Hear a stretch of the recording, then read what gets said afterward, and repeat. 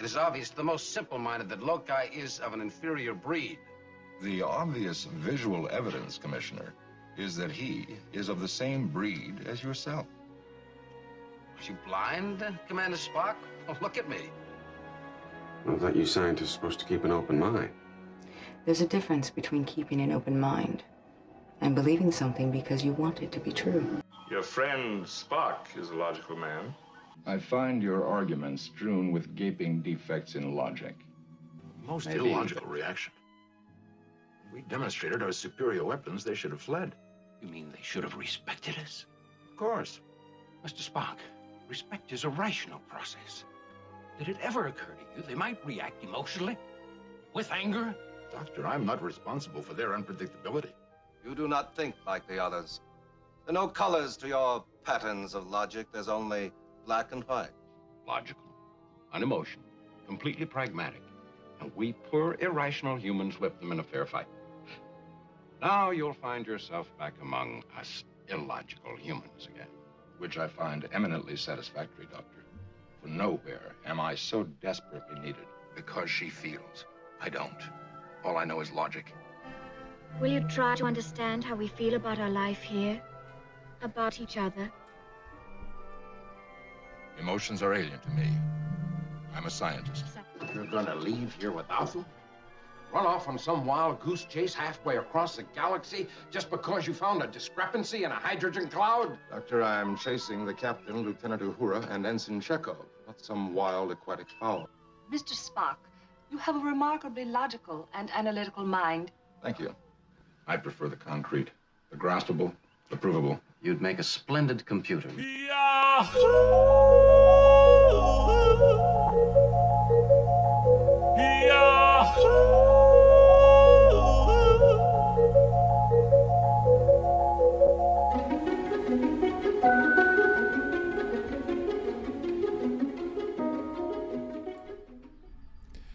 Why Israel's opposition won't talk about the real goal of judicial overhaul. Government officials have explicitly said their legal reforms are about annexation.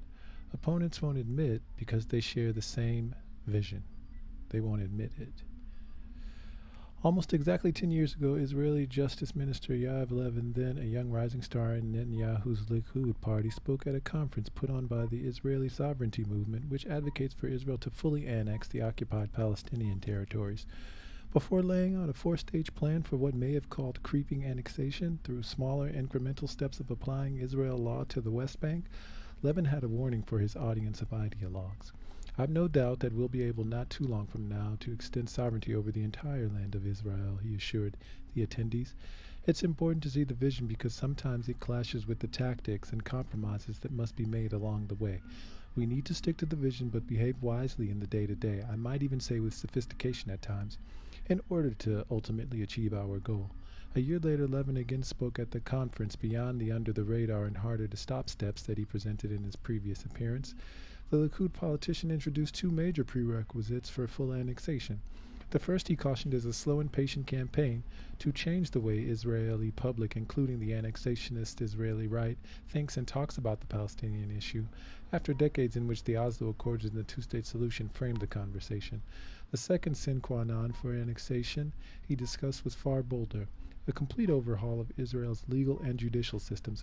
We cannot accept the current situation in which the judicial system is controlled by a radical leftist, post-Zionist minority that elects itself behind closed doors, dictating to us its own values, not just in annexation, but also on other issues, Levin explained.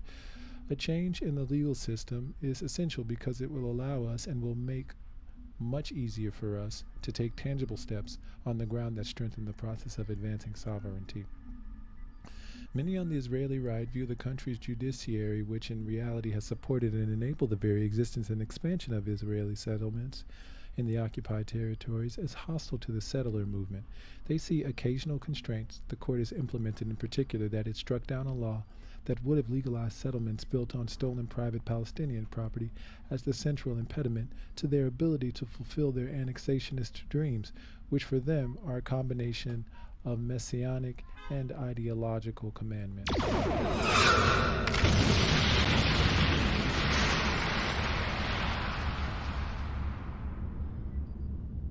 Fast forward 10 years, and Levin is Israel's new justice minister, fast-tracking a complete overhaul of the country's legal and judicial systems, in a process many within Israel are calling an attempted coup d'etat. The plans have sparked a mass protest movement in Israel that's seen weekly demonstrations, national strikes, threats of capital flight, and high-profile figures calling for civil disobedience. Despite the growing uproar, the Knesset on Monday night passed the first reading of a bill that would give the government greater control over Israel's Judicial Selection Committee and block the Supreme Court from exercising judicial review of the country's basic laws. The bill requires 2 more readings to be enacted into law. In a country with a constitutional order characterized by its leaders' innumerable decisions to not make decisions, the prospect of a determined far-right government consolidating power and subverting the only institutional check on its ambitions is indeed terrifying. And so, in the minds of many Israelis, they are in a fight to save the democracy, freedoms, and liberties that have been their experience of the country for 3/4 of a century. But that prompts a critical question. Why is the underlying ideological and policy goal propelling this far-right overhaul of Israel's entire system of governance, that is, unilaterally annexing the occupied territories, so absent from the public discourse and the outcry in the streets? Not a radical agenda. One doesn't need to look to 10-year-old YouTube videos to understand the fanatic obsession the Israeli right has with the annexation. Just a few years ago, in a government not dissimilar to today's, Netanyahu said he was days away from officially annexing large swaths of the occupied West Bank, a plan reportedly frozen in exchange for normalized diplomatic relations with the United Arab Emirates, followed by Bahrain, Morocco, and Sudan. Following that disaster for the annexationist right, the Knesset Speaker, Yair Levin, together with the now Finance Minister Bezalel Smotrich, established the Caucus for the Land of Israel in 2020, while warning his ideological bedfellows that as Knesset Speaker he will have to speak in a stately manner. Levin reassured his allies at the caucus's first meeting that he'd nevertheless work to advance annexation. Sovereignty over the entire land of Israel, he said, is the irrevocable right of the Jewish people. It's our obligation and not a matter of choice to fulfill it. It's important to look at Levin's leadership in the push for annexation for 2 reasons. The first is because he's now in position to lay the legal groundwork for its implementation. The second is because the government's annexationist plans, both within Israel and internationally, tend to be dismissed as the vision of the extremist settler politicians and parties it's empowered, and upon whose backs Netanyahu was able to climb back to power after 4 inconclusive elections and a short-lived stint in the opposition. The Land of Israel Caucus, which Levin co-founded in order to advance cross-party legislative strategies and alliances aimed at annexation, has always been dominated by the Likud. In the 23rd Knesset, when the caucus was established, Likud parliamentarians made up 44% of its members, comprising more than half of the party's elected representatives. Since then, it's the 24th Knesset that ended last November. 87% of Likud's Knesset members were a part of the caucus, representing 57% of the caucus. A few years before that, the Likud Central Committee voted to endorse annexation as part of its platform. These are facts, they're numbers. You can quantify this. Despite their explicit agenda in the broader public discourse, Netanyahu and the Likud are perceived to be overhauling the Israeli system of government for different megalomaniac and corrupt reasons. The prime minister, the argument goes, is currently on trial for corruption, a major reason his historical partners have cited for abandoning him, and the only way for him to guarantee his stays out of jail is by seizing control of the judicial branch.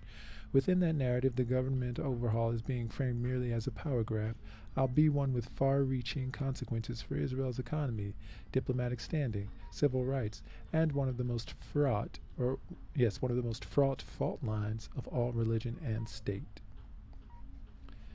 It's the smaller, more radical parties in this latest Netanyahu government led by Itamar Ben-Gvir and Bezalel Smotrich that are popularly credited with using the judicial overhaul as a way to finally achieve their dream of annexation, unfettered settlement and expansion, and the expulsion of as many Palestinians as possible.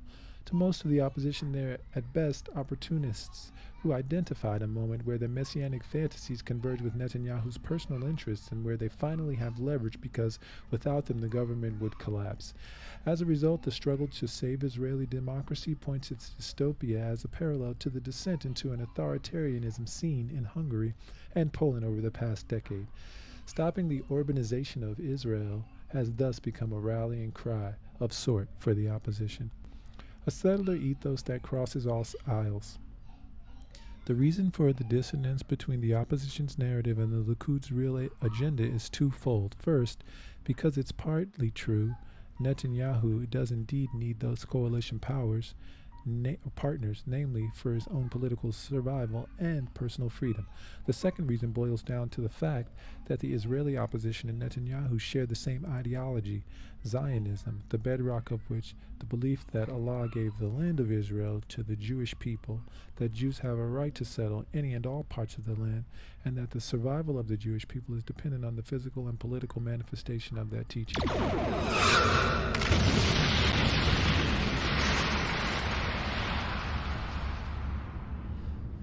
The only serious challenge to that vision, the failed Oslo process, envisioning partition and various degrees of limited Palestinian autonomy, never challenged the fundamental Zionist belief that the entire land of Israel belongs to the Jewish people, where Israeli leaders like Yitzhak Rabin and Ariel Sharon diverged.